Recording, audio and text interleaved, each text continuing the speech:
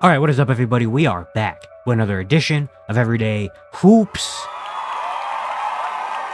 Hope you guys are having a good one. Today, I'm going to talk about some players that stood out in day one of Summer League. Day one of the official Las Vegas Summer League was yesterday, and there's a lot of good performances, a lot of rookies and second-year players that we wanted to see come up and have some games. We're going to talk all about it here in today's video. Thank you guys for the views on the videos and the shorts recently. I really appreciate it. If you do like the content around here, consider subscribing, liking, turn notifications, doing all stuff like that. I'd really appreciate it. It really helps out a lot. I'll link to my Twitter and all that stuff down in the description below. And yeah, don't waste any more of your time. Let's get right into it. So we're going to go game by game, talk about some of the players, some of the things I liked. First was Pelicans and Timberwolves. For the Timberwolves, Terrence Shannon Jr.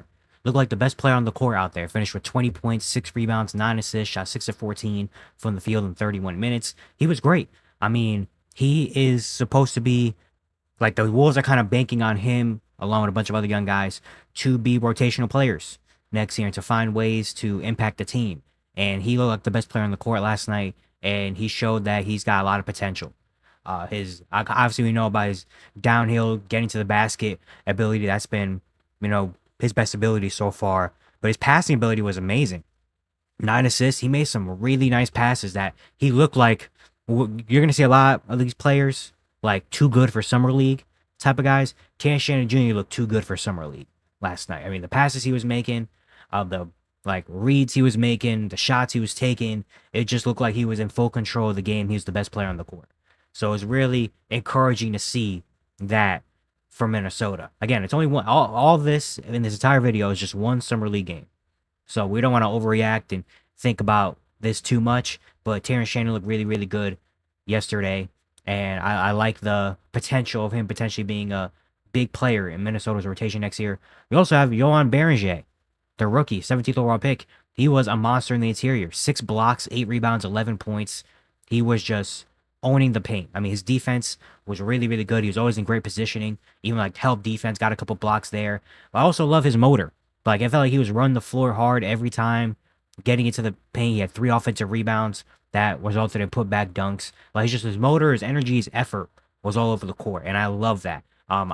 He was a late riser in the draft process, ended up going to Minnesota, and I think he's gonna work out and be a really good big man in this league. Obviously, I don't think year one he's gonna make such a crazy impact, but it's nice to see early on that he has the potential on both sides to be an impactful player. So those two really stood out to me. Leonard Miller and Rob Dillian also had pretty solid games as well. On the other side for New Orleans, you had the 2 lottery picks getting their shine. First, Jeremiah Fears came out. He had 14 points in his debut, 4 for 12 shooting. Not a great, he has 7 turnovers and 6 fouls. So obviously there's some good and some bad in it. But I like the confidence he shows of his willingness to take the three-pointer. I think it started off the first couple shots of the game. He started taking jump shots, then he started to get to the basket. He got to the free throw line a lot, 5 or 6 in the free throw line, which is good to see. He's a guy that likes to attack the basket and likes to create and get downhill. But I also liked his craftiness at the basket. Like, there's a lot of times where he had to kind of make sudden movements at the end, and he found ways to score. So yeah, Jeremiah Fears has the game to potentially go off. I wouldn't be surprised if he has one summer league game here in Vegas where he pops off and goes for like 25, 30 points. Because he just has that type of play style where he can pop off for big numbers. And I like to see him get to the basket. And it was a solid game from him. They had Derek Queen, who gave you 13 and 10. He also had 7 turnovers in this game. You saw some of the good. He had some good passes in this game. He had that one behind the back pass to Hunter Dickinson for a dunk. He had some nice passes. He wasn't really taking the jump shot. He didn't take his first like jump shot until the end of the game, where he took a 3 when they were already down like 8 with 30 seconds left. He had to just throw one up there and it went in. But his ability to attack the basket, get to the bucket, play like kind of under the rim as a big man was really cool to see. And he also has a really fun game. Obviously, sometimes I feel like he was going a little bit too overboard trying to make plays and stuff. But again, this is only one summer league game. We're not going to judge him too much off that. But those two had pretty solid games. You also saw East Missy had a pretty decent game. Wasn't shooting the ball well because Johan Beringer was locking him up. And then you have Lester Canonis had 20 points as well, 5 threes. He's a guy that usually goes off in games like these. But yeah, you saw some solid highlights from both sides. Next, we had Cavs Pacers. The highest score of Summer League yesterday was Naquan Tomlin from the Cavaliers. He dropped 30 points, 12 for 16 shooting, 3 for 7 from 3, 3 for 4 from the free throw line in 27 minutes. He was a guy that got signed late last year by the Cavs after he was going well in the G League. And he had a really good game. He's just a long, fluid athlete. be able to get to the basket, put the ball on the floor, and get to the rim. His jump shot is pretty solid. He did have 9 fouls as well, but he's just like a long athlete, being able to get to the rim and do a lot of different things. And yeah, really showed out yesterday. I mean, there's a lot of times you just give him the ball and letting him work, and he did some really solid things out there. So it just kind of like inspires him, and you think like maybe does he have a spot in the rotation next year? Maybe not because the Cavs are trying to win, but there's just some good moments you see from him being able to potentially make an impact at some point. Jalen Tyson, their first round pick as well, also had a really good game, 20 points, 12 assists. He was kind of like the lead guard out there, making a lot of different plays, making a lot of nice reads. Maybe he could be a rotational piece next year for Cleveland. And yeah, being able to get to the basket, not afraid to shoot the three ball, being able to make some good passes as well was really cool to see. And then on the other side for Indiana, Ray J. Dennis, who was also on the team last year as a two-way, 26 points, 9 assists, i.e. for 16 shooting. Really smooth game from him.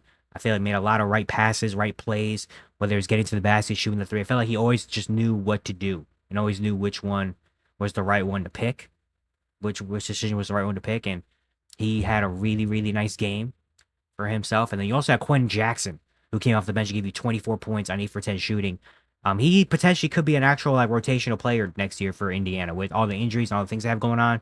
I mean, he had a point at one point last year, early in the year, where he was like starting for the Pacers. He's very athletic, gets to the basket, only took 1 3. He's very, likes to get to the rim, likes to use his athleticism, get to the basket. He had 7 free throw attempts, and he did that very, very well. Got buckets in a hurry.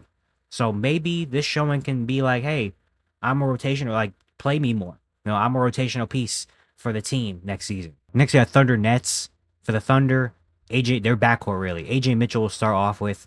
He was a second round pick last year, actually was a rotational piece, and he is another guy that looks really too good for Summer League. He had 20 and 5 last night, 6 for 13 shooting. Just looks like, he's in a league of his own, really on the court. Because the Thunder have been playing also in they played in the Utah Summer League, so we already saw what the Thunder look like, but he's just been really good. I mean, being able to get to the rim, be able to shoot the three ball, his passing ability, just a really solid guard, like high IQ basketball guard, and which is why the Thunder really like him.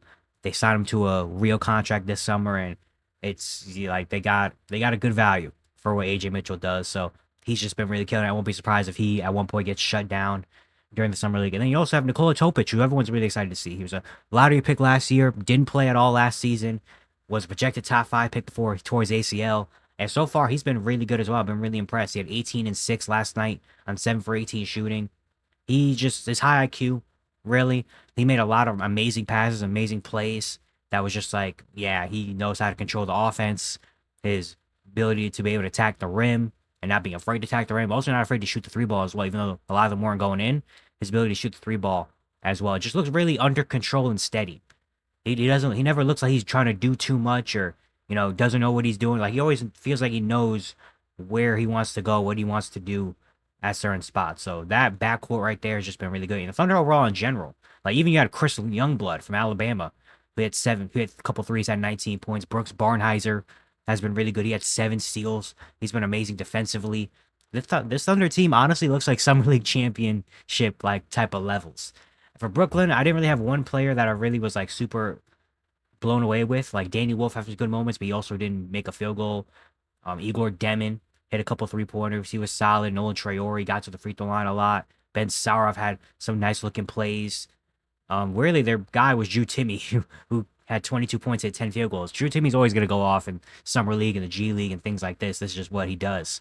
But yeah, no one on the Nets really like stood out to me. I was like, whoa. Next, you had Magic and Kings. Start from the Magic. Jace Richardson, their late first round pick. 14 points, 5 for 8, 2 for 3 from 3. Very efficient game from him. Didn't really take too many shots. Also didn't really play crazy out of his element. I feel like every shot he took was like a shot that was like, yeah, that makes sense. I'd like to see him maybe shoot the ball a little bit more from 3 especially. But I like to see that he can get into the game and just kind of go with the flow of things and be able to play within the system. I think he had a really solid game. You also had Tristan Da Silva, had 19, 7, and 5. Second year player that's probably going to get shut down at one point because he looks too good for Summer League sometimes. I'm a big fan of his. On the other side for the Kings, you had Nick Clifford, who gave you 17, 4, and 3, 5 for 12 shooting, 6 or 10 from the free throw line, doing it all, being able to get to the basket, get to the rim, being the ball handler, setting a lot of guys up, doing what I think Nick Clifford does. You know, he always does that well. And then you had Maxime Reynaud out of Stanford, who had 16 points. Very intriguing guy as a 7-footer that can shoot the ball very well, can put the ball on the floor, can get to the basket and score. He's very intriguing. He had some moments last night, and I was like, dang, like this dude looks like he can really play in the league at one point. Like I'm very excited for Reynaud to see what he could be. But those two had some really solid games for Sacramento, show some glimpses of some good things. And the big game we had, Lakers Mavericks, obviously. Starting for the Mavericks side, Cooper Flag, the #1 pick, made his debut. Not the greatest shooting wise debut. He had 10 points, 6 rebounds, 4 assists, 3 steals, a block. He shot 5 for 21, over 5 from 3. He was taking a lot of shots, and I feel like the coaching staff was telling him in his ear, like, hey, when you get that ball, shoot it. And he was doing it. You know, even sometimes I felt like he didn't even want to really like go off and shoot. They were kind of forcing, even his teammates were like, hey, shoot it, shoot it, shoot it, Cooper, shoot it, shoot it. And it's like, dang, I mean, I'm not gonna overreact because again, first game of summer league really doesn't matter. He took a lot of shots. I liked what he did outside of it though. I mean, the rebounding was really nice. He made some really good passes, especially in the open court and transition, being the ball handler. His defense was really good. He had a clutch block with the pass that led to a Ryan Nembhard 3-pointer. Like he did a lot of the other things which I'm expecting from Cooper Flag. I don't expect Cooper Flag to come out and be like a 28 point per game type of score, like bucket getter. You know, he's just gonna do everything right. And he did that besides shoot the ball. Everything else I feel like he did a really good job at. So I'm not really tripping about Cooper Flag game 1. Oh no, you know, is he a bust after because he didn't score 30 points in his first game? You know, it doesn't really matter like that. But who did steal the show was Ryan Nembhard, Andrew Nembhard's little brother, who was amazing. 21 points, 5 assists, 8 for 14, hit a clutch 3-pointer. He was really, really good. Plays kind of a similar game to Andrew, where a ball handler, kind of like a 1-2 combo guard that you don't mind handling the ball with. Sometimes he can play the point guard and make some right passes. He was getting to the mid range a lot and knocking down that shot, being crafty, being able to get to the free throw line, hit that clutch 3-pointer. Like just a very high IQ game. And the Mavericks got him on a 2-way after being undrafted. And Nembhard, do not be too shocked, I guess, if there's another Nembhard brother coming up and all of a sudden he's an impactful player at one point because he just has that type of game. You know, that just he's never going to go on the court and make a wrong move. You know, so yeah, you also have Miles Kelly out of Auburn that I really liked his game. He had 3 3-pointers at 17 points. On the Lakers side, Bronny was obviously the big spotlight everyone wanted to talk about. 8 points, 2 for 8, 1 for 6 from 3, only played 20 minutes. Yeah, I mean, he was aggressive.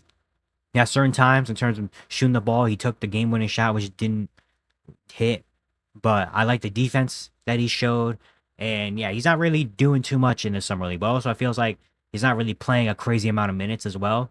So maybe they're trying to just get a look at what other guys do, I guess. But Bronny was solid. Yeah, Cole Swider, though, was their guy. 22 and 10, 6 3-pointers. He's been around for a little while.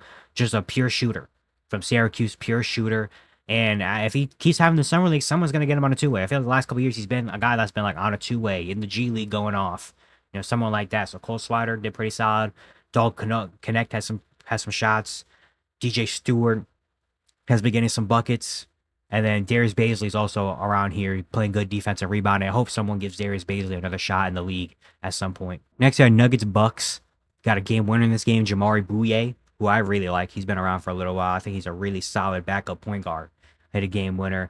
And this one, you had Deron Holmes, who unfortunately missed his entire rookie season due to tearing his Achilles in the summer league last year. Came out, had 15 points, hit 3 3-pointers. Really liked the energy he brought to the table. His ability to space the floor was really nice. I was really excited to see how he fit into the Nuggets, system last year, but unfortunately the injury happened.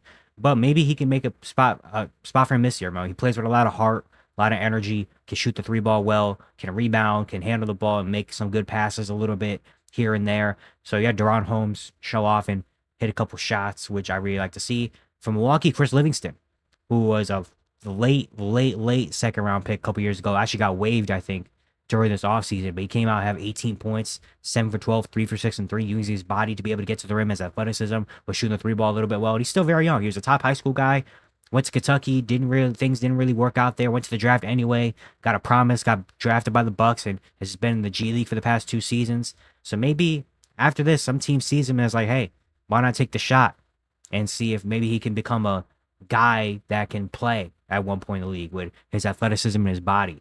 So Chris Livingston, is nice to see that he showed up and had some solid moments. Final game was Spurs Sixers. This was an absolute blowout for the Spurs.